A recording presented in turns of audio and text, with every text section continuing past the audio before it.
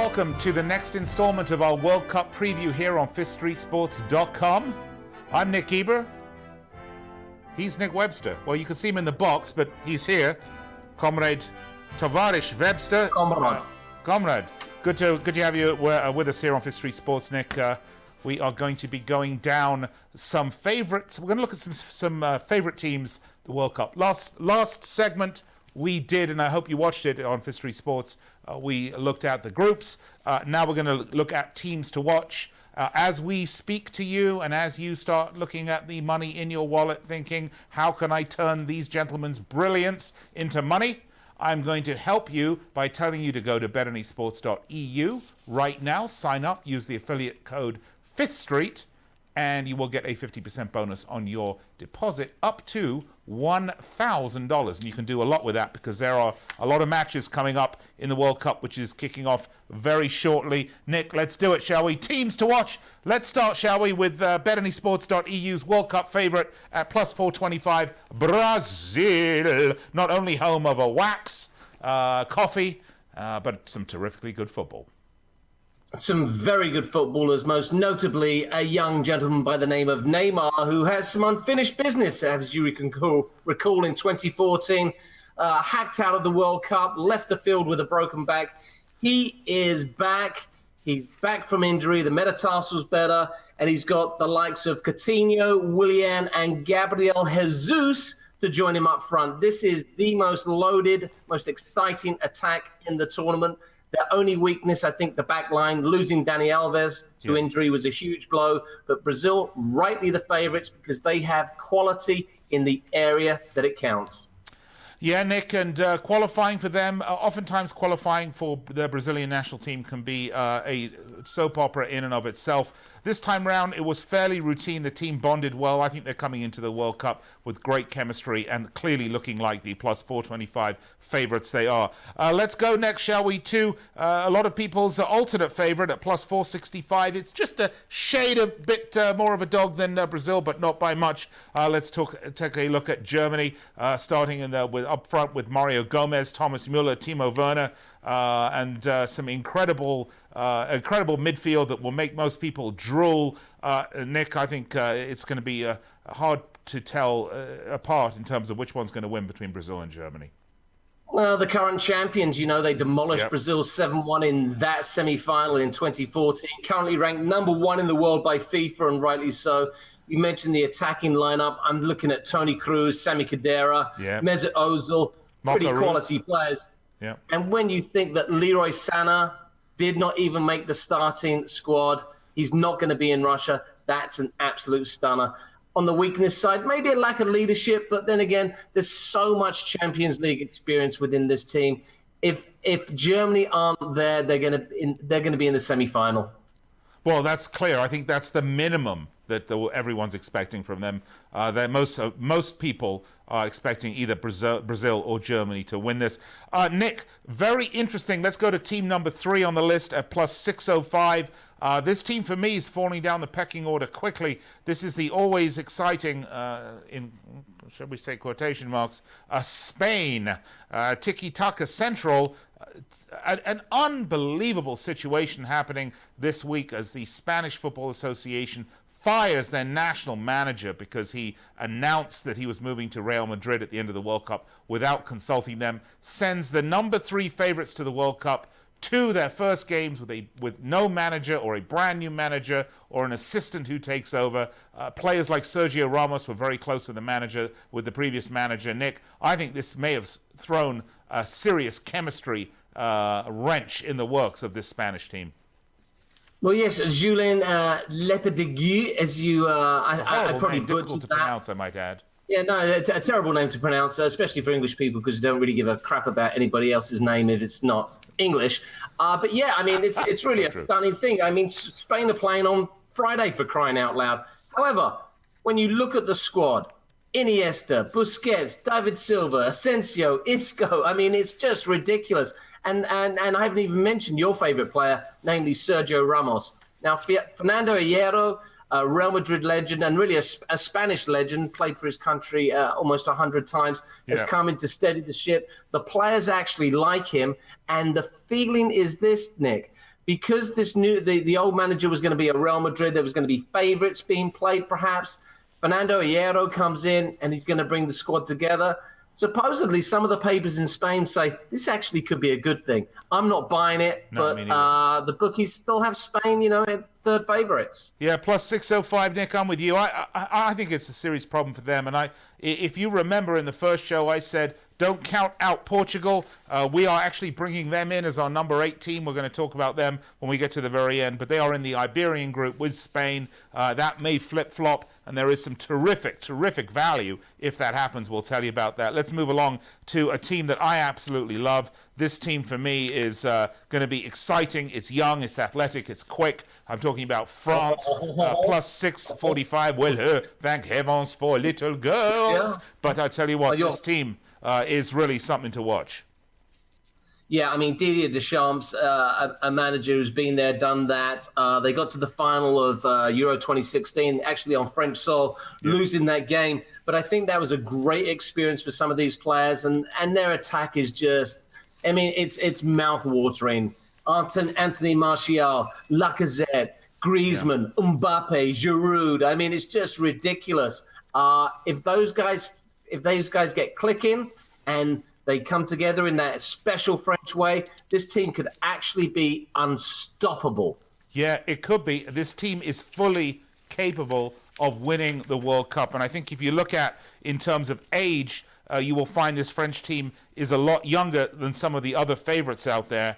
And as fatigue becomes a factor later on in the tournament, with the heat, with the long European seasons finally catching up on them, this is a team you want to look out for, folks, plus 645. Let's go to the next one, shall we? Argentina in 5th place at plus 895. Nick, this is a team that is really representing the last great hope of Messi to be put enshrined as sort of one of the, or if not the all-time great of football. They need to win this tournament. I don't see them doing that, Nick. This is a team that barely qualified. This is a team whose players look fatigued. They have some injury issues, and I am not sold on Argentina. They will get out of the group, absolutely, but I am not sold on this team going too much farther. Well, it's a team that has probably plenty of goals in them. When you mentioned Messi, Aguero, Dybala, Higuain, Angel Di Maria. Great attacking lineup, but my concern is at the back, and not one of their goalkeepers has got more than 10 caps. At the end of the day, Mr. Guiba, and I know people love to talk about the Ronaldos, the Messis, the Harry Kanes. World Cups are won with the team that generally has the best goalkeeper. Right. Cast your mind back to 2014 and a certain Manuel Neuer. Cast your mind back to Caballero from Chelsea. They got Franco Armani from River Plate, and they're taking Nahuel Guzman from Tigres in the Mexican League. They are not loaded for bear when it comes to their goalkeeper. In terms of their defenders, though, they're looking a little better. I mean, they've got Mercado, Fazio from Roma, Otamendi, of course, from Man City, Marcos Rojo from United. They're not bad in the back, Nick. But you're right. I think this team is paper thin, actually, and I think if they can be poked. Very good up front. But, Nick, I think fatigue's going to play a part here. Listen, great goalkeepers win World Cups. Simple as that. Absolutely. Let's move along, shall we? Nick, the Belgian team, number 6 at plus 1,095 to win it. It sure is a long shot. I'm not as sold on this team as others are, Nick. They are loaded. They are a fantastic team, certainly with the likes of Eden Hazard. But for me, Nick, I don't see this team as a potential world beater. I kind of do. I think their starting 11 is probably as good as anybody that's sending a team out to Russia. My big question mark is the bloody manager, Roberto Martinez. I mean, he really fancies himself. And I mean, as a manager, he's really done very little other than winning the FA Cup with Wigan. I mean, he's built out a fantastic career on the likes of ESPN and Fox as a pundit. But as a top-level manager, not sure if he's got the nous to win this big tournament. Yeah, and, you talk about building it from the back. They have some pretty good keepers with Thibaut Courtois, obviously from Chelsea, and Simon Mignolet didn't play much this season from Liverpool. They are stacked. There's no doubt they've got some great players, whether it's Thomas Vermaelen or Jan Vertonghen in the back. And, of course, up front, they've got Nacer Chadli at West Brom, Lukaku from United. They've got good players, but I don't know, Nick. For me, I'm not sold. Let's go to England, shall we? Number 7, plus 17.95. I said this last week. You and I will disagree on this one, Nick.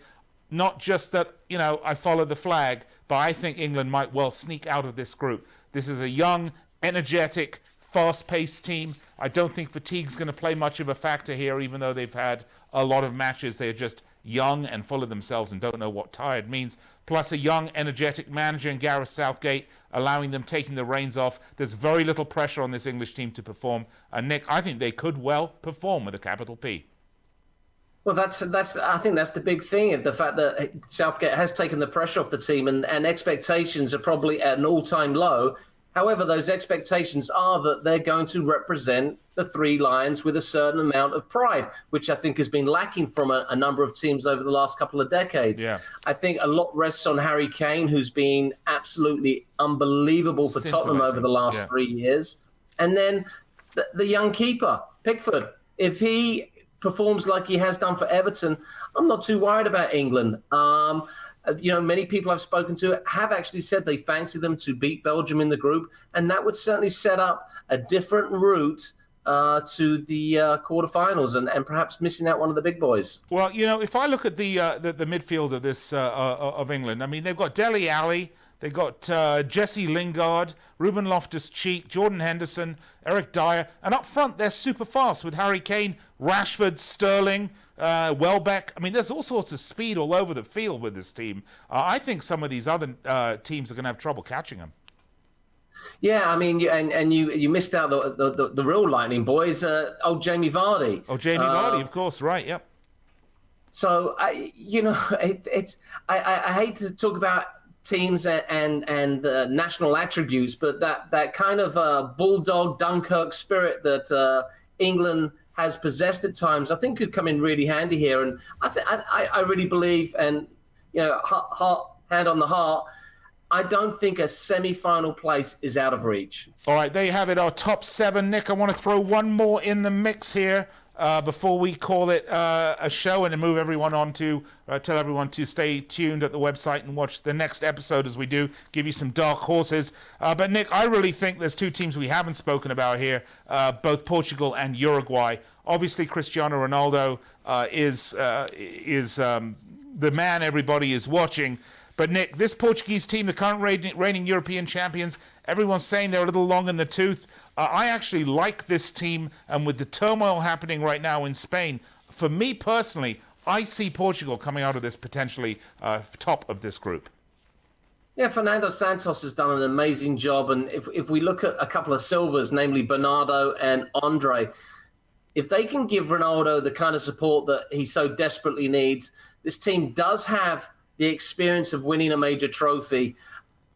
My only concern about Portugal is lack of depth. If they pick up a couple of injuries, they could struggle. But to your point, the Iberian Derby is always it's such an amazing game. I was lucky enough to be at one in Euro 2004 with Portugal winning that game 1-0. You can throw the form book out the window. So if Portugal can get 3 points in that game, they will win the group. That's what I say, Nick. Look for it. That could be some very, very nice. That could be a very nice return. We'll get to that in dark horses, the next one. So stay tuned. We'll say that. Last one, Uruguay. Nick, this team is actually a lot deeper than it looks on paper. This is a team that has a lot of talent on it. Uruguay could potentially surprise, and at plus 2,990, who knows? Who knows? Well, you can't look beyond Luis Suarez and Cavani, one of the best strike partnerships in world football. They love playing with each other. Once again, it's another case of team gets on a roll in tournament play. It's all about momentum. I don't give a crap what you've done for the previous 2 years. It's about the next 4 weeks. All right, folks, that's going to wrap up this. You're looking at some of the favorites in the World Cup. Stay tuned here at Fifth Street Sports. When this video's over, just look around. You'll see the next one. We're going to give you some of our dark horse picks. Now's the time. Get on your computer, sign up, or your mobile phone. Sign up at betanysports.eu. Use affiliate code Fifth Street and get a 50% bonus on your deposit up to $1,000. All right, for me, Nick Eber and Nick Webster. Stay tuned here for the next one. Bye.